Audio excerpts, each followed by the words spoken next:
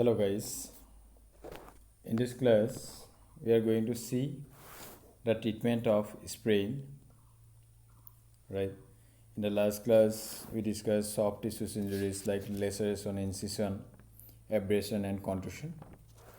Okay, in this class we are going to see how we can treat sprain. Okay, तो sprain क्या है हम लोगों ने ऑलरेडी डिस्कस किया था. sprain in a joint injury, ठीक है, ये एक्चुअली लिगामेंट इंजरी. तो जो जॉइंट्स में ये होते हैं, जैसे कि एंकल में हो या रिस्ट जॉइंट में हो, एल्बो जॉइंट में हो, नी जॉइंट में हो, हिप जॉइंट में हो, सिर्फ जॉइंट में होते हैं. ठीक है, क्योंकि हम लोगों का जो जॉइंट है उसमें लिगामेंट्स वहाँ पर रहते हैं. तो लिगामेंट का काम क्या है, कुछ जॉइंट को स्ट्रांग ले पकड़ के रखते हैं. ठीक है, तो sprain क्या है? It is a ligament injury. It may occur due to overstressing or tearing of ligament. Generally, sprain occurs at wrist joint and ankle joint. Sometimes fracture is also possible along with the sprain. In such injuries, swelling, inflammation, severe pain and tenderness are common symptoms. तो कभी कभी जब sprain होते हैं तो उस time fracture भी आ जाते हैं, क्योंकि बोन में बहुत ज़्यादा प्रेशर आ जाता है, तो फ्रैक्चर भी कभी कभी देखने को हम लोगों को मिल जाते हैं. तो इसमें स्वेलिंग, इन्फ्लेमेशन, सेवर, पेन भी बहुत ज़्यादा देखने को मिलते हैं. तो इसको कहते हैं स्प्रेन. अभी स्प्रेन को हम लोग कैसे प्रिवेंट कर सकते हैं? ठीक है, there are two procedures for the treatment of sprain. तो first one is PRICE and then MICE. ठीक है, PRICE stand for P means protection, R means test, R means rest. तो यहाँ पर थोड़ा सा स्पेलिंग मिस्टेक हुआ है. R mean rest, I means ice and C means compression, E means elevation. ठीक है, एंड देन माइस को मतलब M क्या है, mobilisation. I means ice, C means compression and E means elevation. ठीक है, तो इसका थोड़ा सा प्रोसीड्यूर है, तो कैसे इसको अप्लाई करना है देखते हैं. तो ये the price procedure should be followed for the first 24 to 48 hours after the injury. Okay, तो फर्स्ट क्या आते हैं, protection. P means protection. To protect the injured area of the victim from further injury by using a support or wearing shoes that enclose and support the feet, such as lace ups.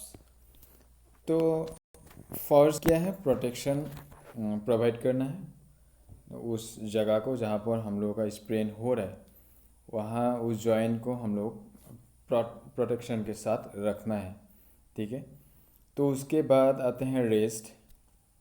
It is very beneficial to have as much rest as possible in the early stages in order to allow the wound to heal.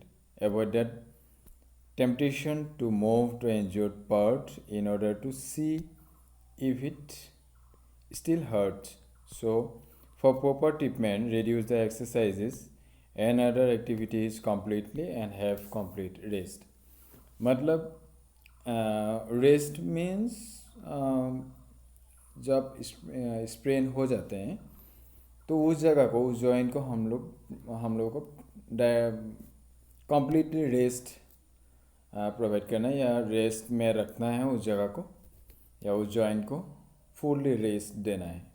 ठीक है, तो उसके बाद आते हैं ice. Ice should be applied directly on the area of the injury as soon as possible. It reduces bleeding and swelling. By slowing down blood circulation. तो ice हम लोगों को उस जगह को लगाना है, मतलब जहाँ पर हम लोगों का स्प्रेन हो रहा है वहाँ आइस अप्लाई करना है। तो डायरेक्टली हम लोग अप्लाई कर सकते हैं इस, if it is possible. It reduces bleeding and swelling, you know. तो जब हम लोग आइस लगा देते हैं उस जो ब्लड सर्कुलेशन, ब्लड जो वेसल है या नर्व, ये सब कुछ स्लो कर देता है या उसको बंद कर देता है आइस के कारण। तो वहाँ पेन हो या स्वेलिंग हो या ब्लीडिंग हो, वो सारे चीज़ रुक जाते हैं या वो कम हो जाते हैं। It also relax the injured area by reducing pain. Okay, तो आइस कैसे लगाना है? इफ़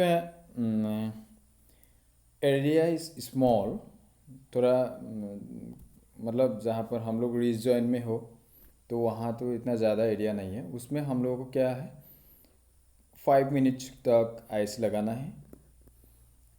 तो if area is large then 20 minutes ice लगाना है। तो पर डे 4 to 8 टाइम्स, ठीक है, 4 to 8 टाइम्स हम लोगों को आइस लगाना है उस जगह को।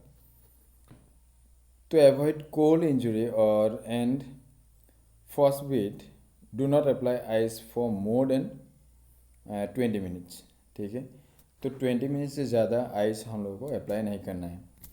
तो कभी कभी क्या हो जाता है, तो ज़्यादा आइस लगाने से उस जगह जगह बहुत लाल हो जाता है, तो उससे हम लोग को पता चलता है कि हम लोग का जो जो हम लोग आइस लगा रहे हैं तो ये ज़रूरत से ज़्यादा टाइम हम लोग अप्लाई कर रहे हैं, ठीक है।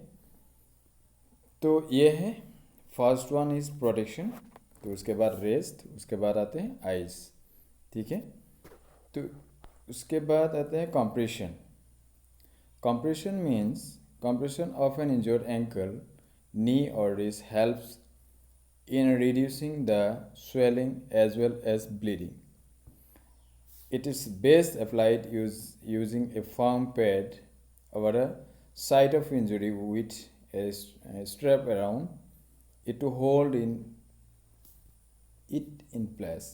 मीन्स हम लोगों को कंप्रेशन के साथ रखना है जिस जगह को हर्ट हो रहा है, जिस जॉइंट को हर्ट पहुंच रहा है, तो उस जगह को अच्छे से कंप्रेस करके रखना है, ठीक है।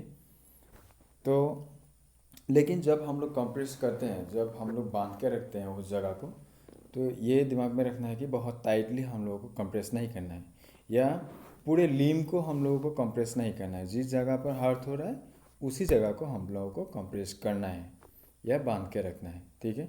उसके बाद आते हैं इलावेशन।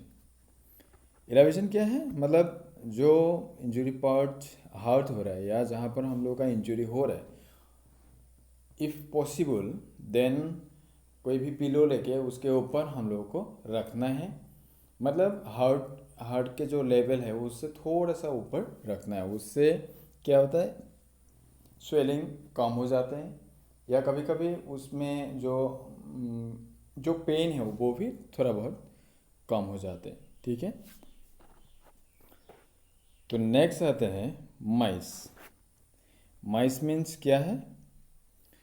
तो once the signs of inflammation have gone and heat and redness are reduced, the MICE procedure should be followed until the injury is healed, ठीक है। माइस हम लोगों को तब तक फॉलो करना है जब तक इंजरी ठीक नहीं हो जाते, ठीक है।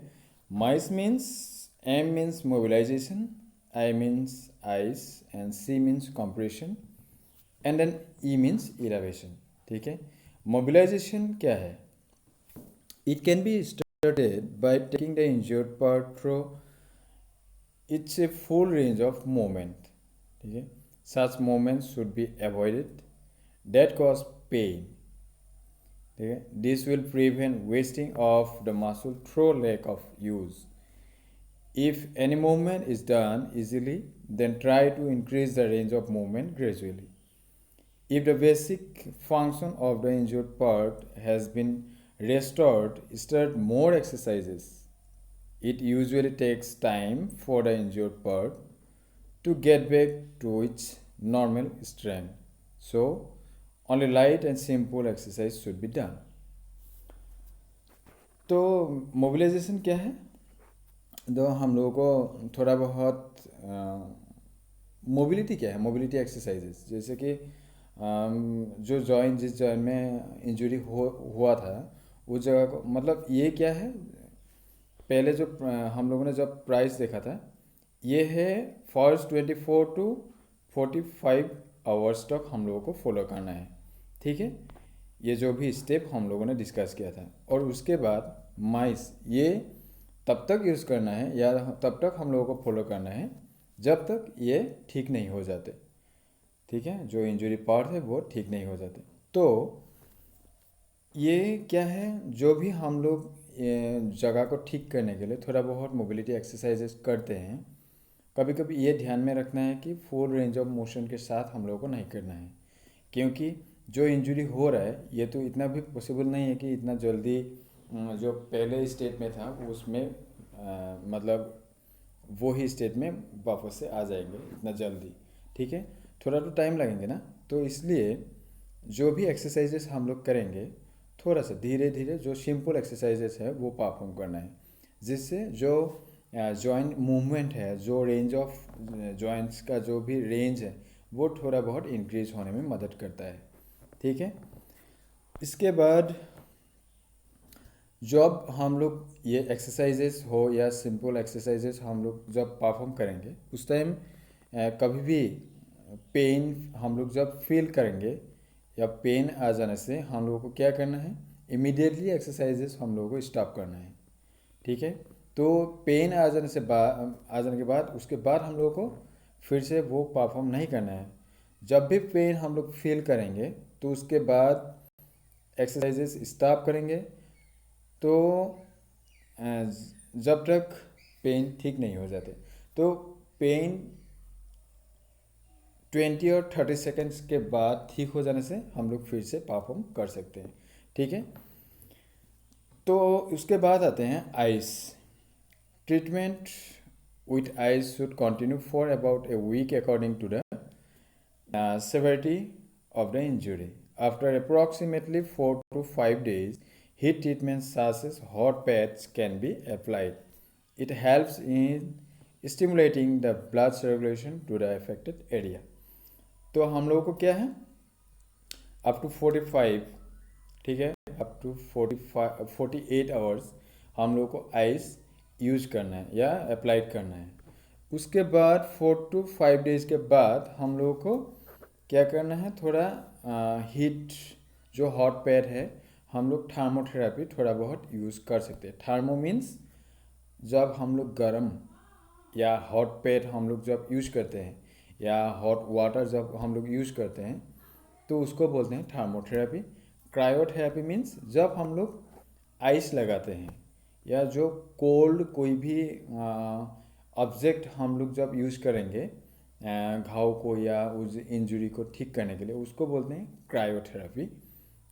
तो क्या है, 4 to 5 डेज के बाद हम लोगों को थर्मोथेरेपी हो या हॉट पैड्स यूज़ कर सकते हैं। तो उससे क्या होता है, जो ब्लड सर्कुलेशन होते हैं वो अफेक्टेड एरिया को अच्छे से, मतलब ब्लड सर्कुलेशन के साथ वो इंजरी पार्ट जल्दी ठीक करने में मदद करता है, ठीक है। उसके बाद आते हैं कंप्रेशन। कंप्रेशन तो पता ही है कि इससे कंप्रेस करना है, उस जगह को कंप्रेस करके रखना है जब तक पेन या उस जगह का जो भी पेन है या जो मूवमेंट्स हैं वो मतलब कभी कभी क्या हो जाता है, एंकुल में पेन आ जाने से या एंकुल डिसलोकेशन हो जाने से या एंकुल में जो लिगामेंट इंजरी है वो होने से कभी कभी क्या हो जाए, जो स्टेबिलिटी है जॉइंट का वो टूट जाते हैं, ठीक है। तो कंप्रेस करके रखना है कि कभी कभी कुछ मूवमेंट करने से वो जॉइंट्स जो पोजीशन है उसका चेंज ना हो पाए, ठीक है। तो कंप्रेशन क्या है, this should be continued for a few days and after that it is not required, ठीक है। कभी कभी जब 4 to 5 डेज हम लोग कंप्रेशन करके रखना है, उसके बाद जब हम लोग खेलेंगे या कुछ भी खेलने जाएंगे तब हम लोग को थोड़ा ये ध्यान में रखना है कि ये इस पार्ट में हम लोग को थोड़ा बहुत कंप्रेशन चाहिए, मतलब सेफ्टी के लिए, ठीक है। नेक्स्ट आता है elevation. Elevation should be done until all signs of swelling, heat and redness have disappeared, ठीक है। इलावेशन चाहिए तो उससे जो भी स्वेलिंग है या जो भी मतलब बाकी जो सिम्टम्स हैं वो जब तक ठीक नहीं हो जाए तब तक इलावेशन हम लोग अप्लाई कर सकते हैं, ठीक है। तो ये था स्प्रेन ठीक करने का तरीका, थोड़ा बहुत प्राइस हम लोगों ने देखा। उसके बाद माइस, ठीक है। माइस हम लोग तब तक यूज़ कर सकते हैं, तब तक हम लोगों को फॉलो करना है जब तक ये इंजरी ठीक नहीं हो जाए, ठीक है। ये है ट्रीटमेंट फॉर स्प्रेन। तो 2 वेज हम लोगों ने देखा, फ्राइज एंड माइस, ठीक है। तो next we will see how we can prevent strain, ठीक है। Thank you.